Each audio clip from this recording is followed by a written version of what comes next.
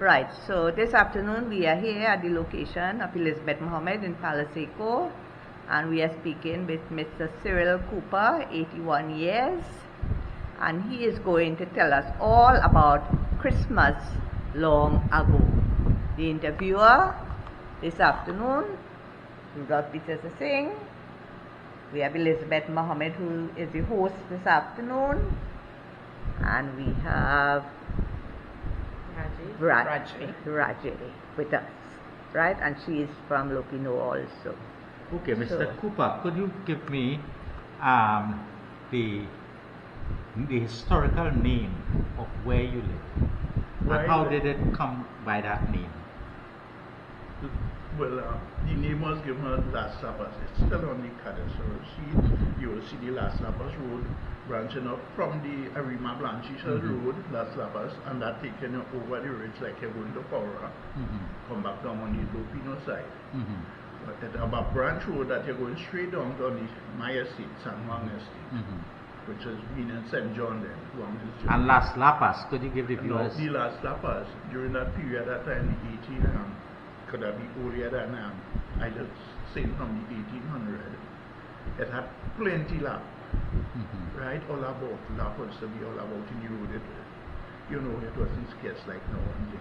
People meeting lap daylight outside, so they name it Las Lapas. What's its name? Las Lapas. After the animal. And the animal, it was plentiful. Yeah. So Christmas. We were talking about the apple, the significance of the apple at Christmas. Apple at Christmas, as a young, you're growing up. We want apples because we know about it. And common, like we say in the country, we'll see that in the shop. Like when you go out in the village, we still go out in the village, like we say Christmas time to get things, you'll see apples selling. I couldn't say the price of apple. Somebody will bring and they'll give you an apple. And you're thankful for it. Because something that's scarce, and like now apple selling all about it.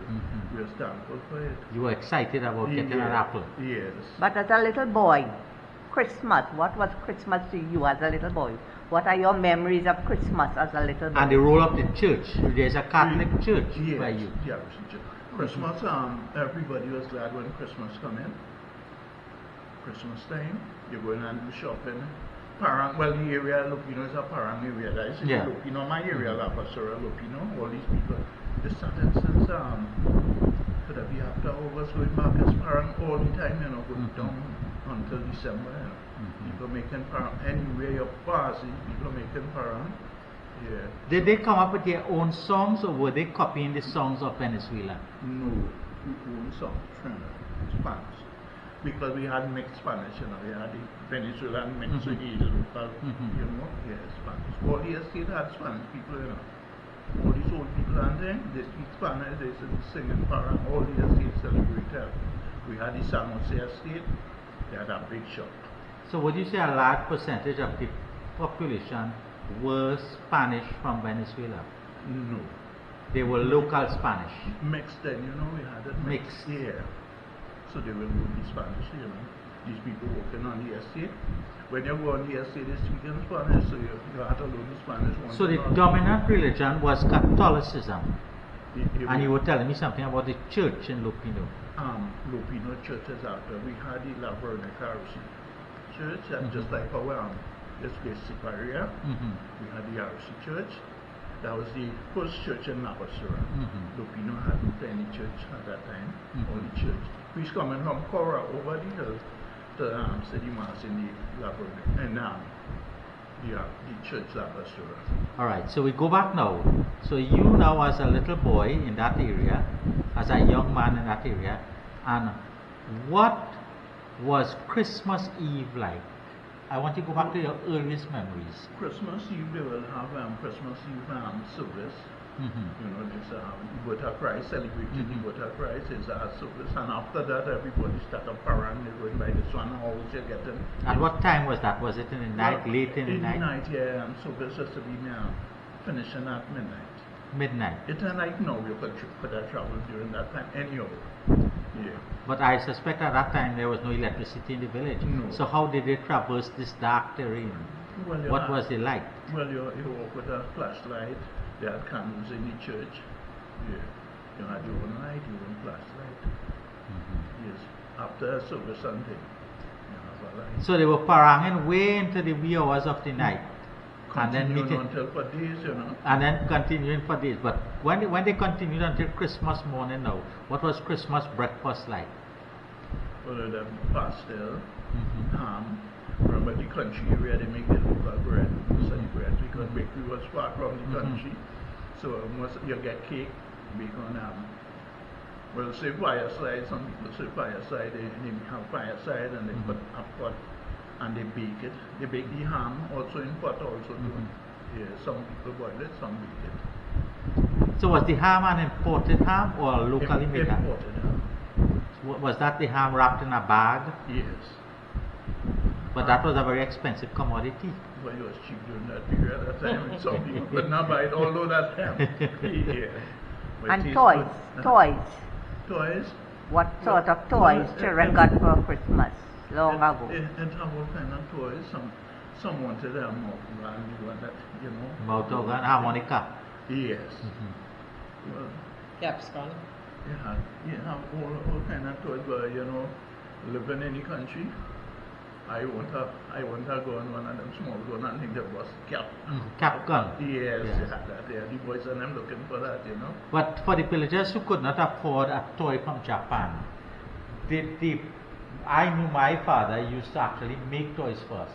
He used to carve and whittle airplanes, boats, helicopters, toy soldiers. Yeah. Did you all have that experience? We have a person and he died and they used to make What's his name? Bodley was Bodley. You name it, he will make it. He make it all kind of thing. He made the quattro, guitar, all kind of. He was a good person at woodworking. Yes. He made something for her and all that. No, you have it at home. Yes, it Which does. was what? Wow. Dabla. And then I have this other one, but let me tell you how the people call it during that period. At that time they call it a pallet, which is it used for turning the cocoa, the cocoa and the cocoa when you roast it. You're roasting it in a big pot. So you want something long, so he made that something that you could turn your cocoa and then you roast it. And what was the alcoholic drink of choice? Well, Christmas is a time of rum. Rum and wine. It had. And what type of rum? It had the amount of varieties.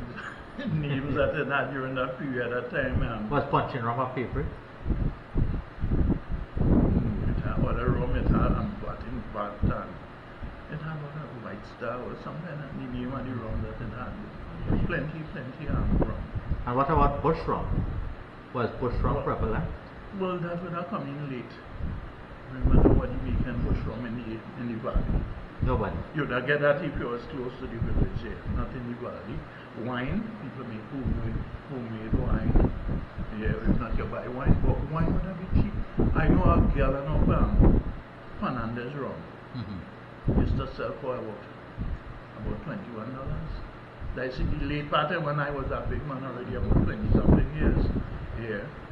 We still have sports and things. And you go in and buy that gallon of rum in that bottle. You said you had a license to travel, you know, because police could have taken it away from you. They give you a license to travel with that gallon of rum, you know. Yeah. And how much did you pay for the license?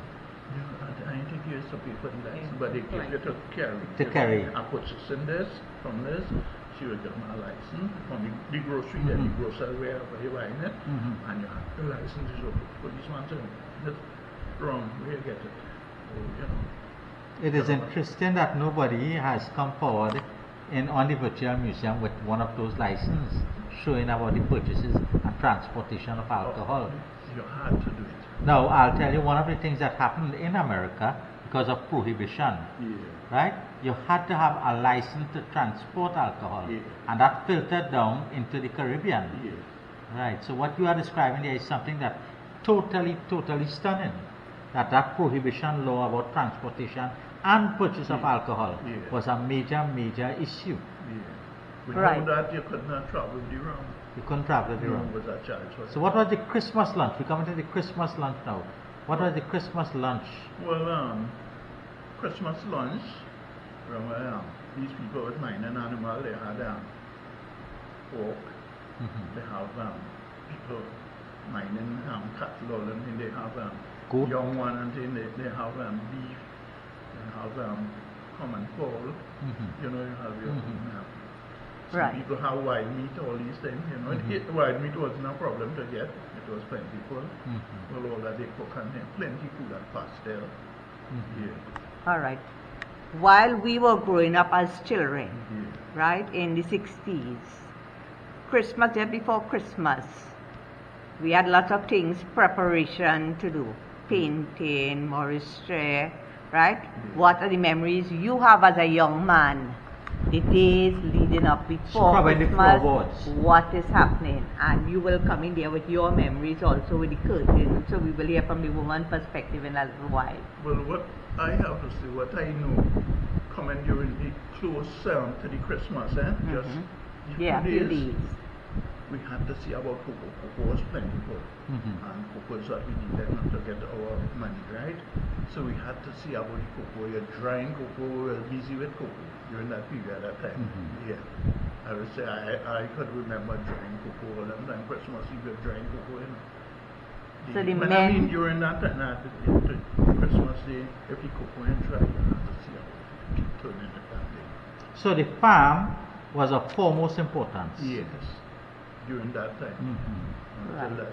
But if a crop and it dry, well, you're good after that. Right, so let's hear from the woman perspective. Christmas long ago, the woman in the house, and what will happen there long ago, just before Christmas, even Christmas Eve, tradition of curtains. Curtains, painting, cleaning, changing of tablecloths, putting up all the different decorations, and you make your own decorations because you're getting the cone from the pine trees, you're painting it and so on and thing, and you're hanging it up.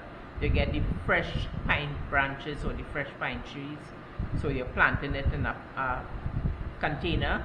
So you have, instead of you want to buy the plastic ones, you have your fresh pine trees. When will you put up your curtains?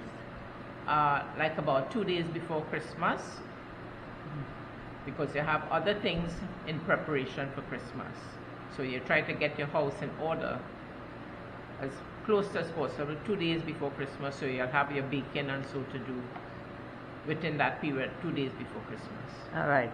As a little girl, tell us your Christmas experience. What do you remember as a little girl? Oh, Christmas it was long such ago. a beautiful thing because my father just had 8 houses in the village, and my father was a village Santa Claus, and everybody used to come to him. He used to make punch creme, homemade wine. He was a hunter, so he used to catch all the wild animals and so on and thing. Home fowl, turkey, goat, pork. We had cake, pastels, sweet bread, and we baked, and we had a barrel as an oven. So you could hold a lot of things in that.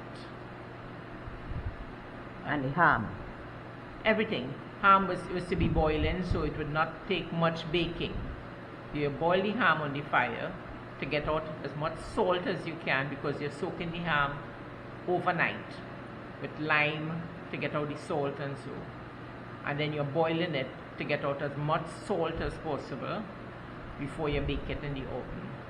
And oven was a barrel with grills and either coals, because my father used to burn coal pit, so we had our own coals.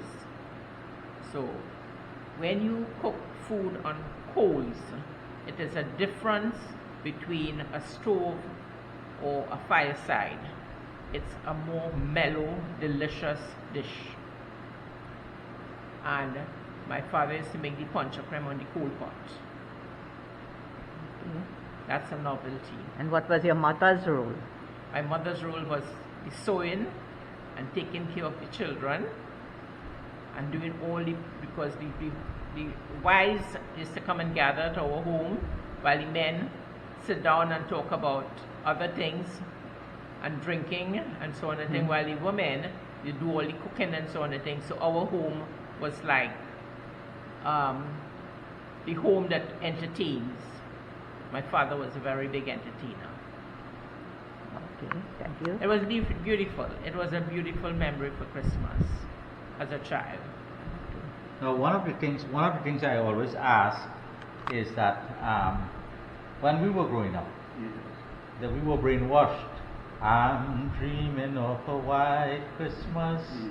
Did you all have this nostalgic view of wanting to see snow and Santa on a sleigh, or in the countryside like Lopinot? Was that non-existent? Were you all listening to the radio coming out of America? The music. Some people had radio. Radio was one of the problems. You know, it was scarce during that period of time. Right. In the early days. So you weren't influenced heavily by radio? No.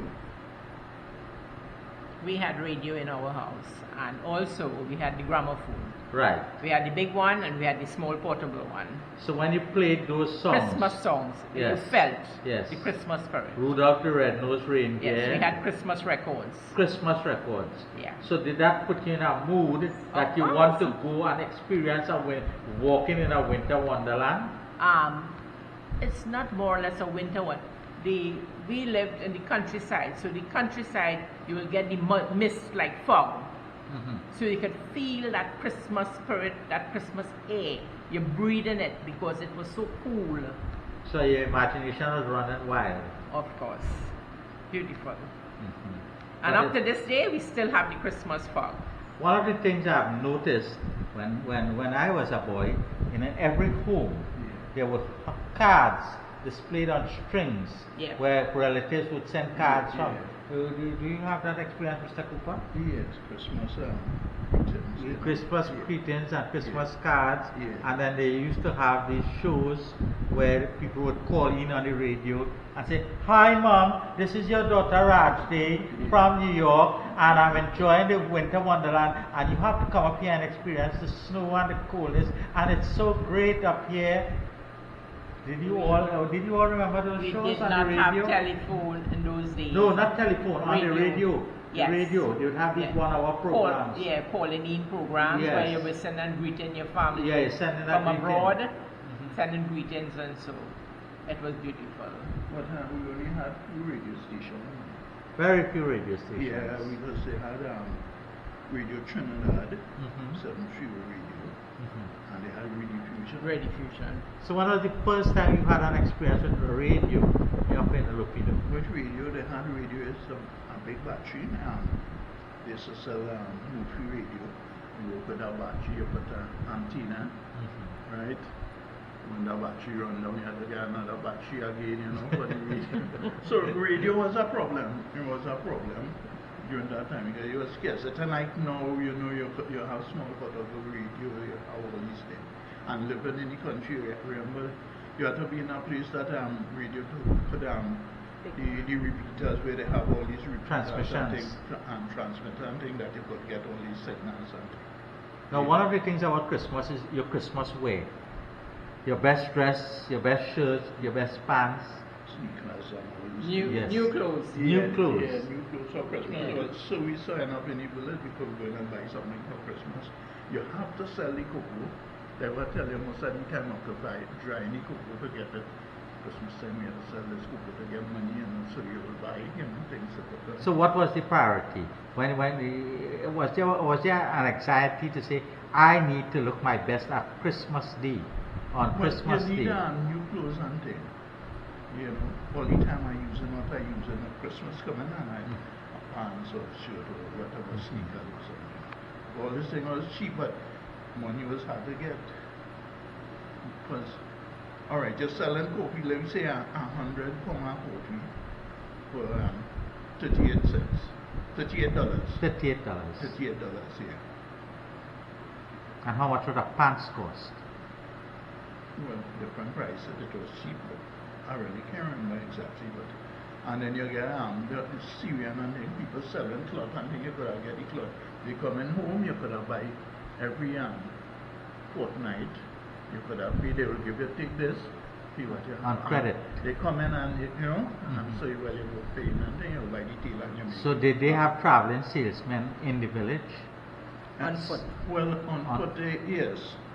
They had clothes, you know. And were they people of Syrian descent? Yes. They travel miles into all these trails and things.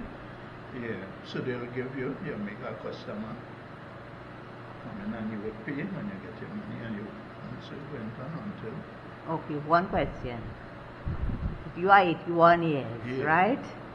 Comparing Trinidad, Christmas of long ago in Trinidad to now, what will you say is the greatest change here? Well, I will say I love long ago Christmas. Long ago Christmas, the people on them, when you hear just 2-3 days before the Christmas Eve, these people already making haram, and it was bright. You know, you feeling the joy of Christmas Eve coming. You know, it was bright. People give it. Somebody will give you something. You know, I enjoy it and think you still have a feelings that it's Christmas coming. No, it come now. You hear music. Yes, ordinary day. Ordinary day too, when you compare to the past.